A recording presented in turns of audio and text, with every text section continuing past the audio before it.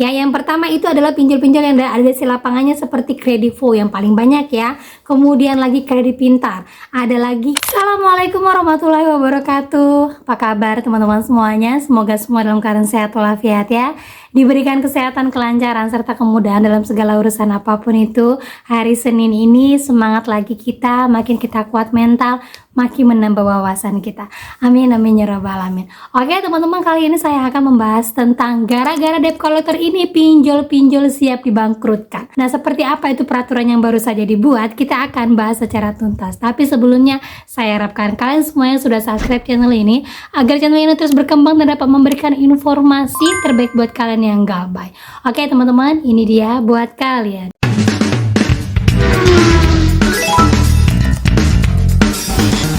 Oke teman-teman, kita mau sharing dulu ya buat teman-teman yang punya galbay di Shopee Paylater S Pinjam, karena banyak sekali pertanyaan yang masuk ke saya dan minta untuk tolong dibahas, Mbak, gimana kalau seandainya bayar pokoknya saja?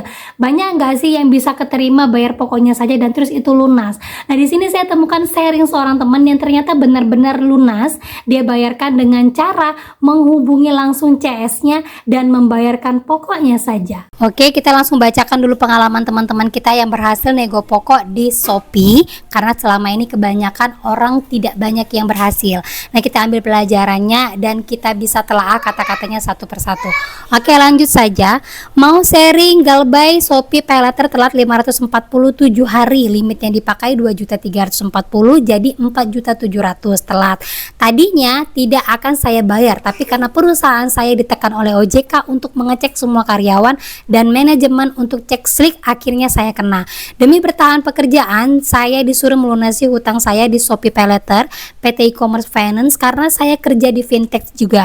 Akhirnya saya coba telepon CS Paylater, awalnya tidak bisa mengajukan permohonan diskon. Terus saya coba mengajukan sendiri via email PT E-commerce Finance untuk bayar pokoknya saja. Setelah mendapat balasan, akhirnya saya dapat chat WhatsApp yang mengaku dari pihak ketiga, perusahaan jasa penagih. Katanya bayarkan saja di aplikasi 2.443.000, nanti cek secara berkala akan hilang atau lunas sisanya. Saya nggak langsung percaya, jadi sama saya di pending dulu pembayarannya. Selama kurang lebih 1 mingguan saya cari tahu informasi tersebut benar atau tidak. Karena tekanan dari pekerjaan untuk segera dibayar, akhirnya saya bayar pokoknya saja dengan berharap perkataan petugas pihak ketiga itu benar. Setelah saya bayar 2.443.000, pokoknya saya cek selang 1 hari sampai 3 hari, ternyata masih ada sisa hutang saya alias belum lunas. Di situ saya merasa tertipu. Saya langsung chat orang itu dan tidak ada respon sama sekali. Ya sudah, di situ saya pasrah aja, mau coba cari sisanya untuk melunasi semuanya. Pas selang 2 hari, berarti 5 hari dari pembayaran pokok, kemudian saya mau belanja pakaian sekalian iseng buka Paylater dan ternyata lunas, sisa 0 tunggakan dan langsung muncul ke email surat lunasnya. Jadi seperti pengalaman saya, setelah sekian lama galbay, bukan karena pekerjaan mungkin gak akan saya bayar. Nah, berikut surat lunas yang dikasih oleh pihak E-commerce Finance, dan dia juga menunjukkan bahwa dia ada galbay dari tahun 2024 dengan total tagihan atau pokoknya saja yang harus dia bayarkan tuh 2.300.000, denda keterlambatannya 2.346.000, total pembayaran yang baru saja dia bayarkan 243.000, dan dia galbay dari tahun 2024. Nah, ternyata banyak juga yang mengalami hal yang sama. Saya juga pernah setelah pembayaran diskon tagihan 6 juta, saya bayar pokoknya 4 jutaan, itu bener-bener tak kejar pihak yang nawarin diskon. Selang 4 bulanan barulah tagihan saya lunas di aplikasi, tidak ada email dan pemberitahuan. Tapi sampai sekarang pinjaman Paylater saya dinonaktifkan sudah 2 tahunan. Saya juga gitu tahun 2023an kalau nggak salah, cuma sebelum bayar saya juga konfirmasi dulu ke CS di APK Shopee itu benar nomor dari pihak mereka atau bukan. Setelah yakin baru saya bayar, yang penting jangan transfer atau bayar di luar aplikasi saja. Nah, ini dia teman-teman ya, untuk meyakinkan kalian yang memang mau bayar pokoknya saja di S Pinjam atau S Paylater. Nah, itu dia teman-teman ya, tapi saya minta kepada teman-teman semuanya, tolong perhatikan yang namanya kehati-hatian. Ingat sekali yang namanya S Pinjam, S Paylater itu paling banyak penipuan, paling banyak orang yang bisa membobol data kita. Bahkan ketika kita coba untuk melunasinya, banyak sekali orang yang memanfaatkan momen tersebut. Dan ingat, semua informasi yang disampaikan teman kita ini, kata-kata yang paling saya bisa garis bawahi adalah dia membayarkannya lewat aplikasi. lunasi ya. Terus kemudian dia mendapatkan surat lunas melalui emailnya, dan dia benar-benar mengejar CS-nya ini untuk meminta bayar pokoknya saja. Dengan ketentuan galbay, dia sudah galbay dari tahun 2024. Jadi kuncinya adalah ketika kita meminta keringanan dan membayar pokoknya saja, kuncinya itu adalah galbay. Dan galbaynya nggak sebentar, dari tahun 2024 loh menuju tahun 2025, sudah berapa lama waktu yang dilewatin. Dan ketika itu jika dia punya uang langsung dilunaskan, karena memang S-Pinjam SP Letter ini memang masuk ke dalam SLIK OJK. Apalagi kalian yang bekerja di bidang finance, multi finance, kemudian perbankan, di akhir tahun ini wajib kalian cek SLIK OJK gitu ya. Dan lagi teman-teman, OJK baru saja juga mengeluarkan peraturan khusus untuk debt collector. Jadi dalamnya jika terdapat debt collector baik di bawah naungan dari pinjol sendiri ataupun pinjol yang bekerja sama dengan pihak ketiga, di mana debt collectornya ini tidak mematuhi peraturan yang sudah dibuatkan oleh OJK, maka sanksi tersebut akan dijatuhkan kepada pinjolnya berupa peringatan tertulis, denda, dan pencabutan izin usaha. Jadi sekarang ini tindakan tegas mulai diperhatikan sama OJK, terutama nomor telepon dari debt collector hampir semuanya sudah mulai diblokir oleh OJK. Nah, berikut informasinya teman-teman ya. Debt collector tak patuh aturan penagih izin usaha penyewa jasanya bisa dicabut, alias pinjolnya bisa dicabut izinnya. Ketentuan tersebut diatur dalam Peraturan OJK Nomor 22 Tahun 2023 tentang perlindungan konsumen dan masyarakat sektor keuangan, yang menekankan bahwa praktek penagihan harus dilakukan secara beretika. Dalam aturan tersebut, OJK melarang keras penggunaan ancaman, kekerasan, tekanan fisik, atau tindakan mempermalukan konsumen. Penagihan juga tidak boleh ditunjukkan kepada pihak lain selain peminjam, seperti keluarga, rekan kerja, atau kolega. Nah, lanjut lagi, misalnya yang berhutang suaminya tidak boleh menagih ke istri, ke anak, apalagi ke temannya, kolega, dan lain-lain, itu tidak boleh. Selain itu, penagihan hanya boleh dilakukan ke alamat penagihan resmi atau domisili konsumen, bukan ke kantor atau ke tempat umum.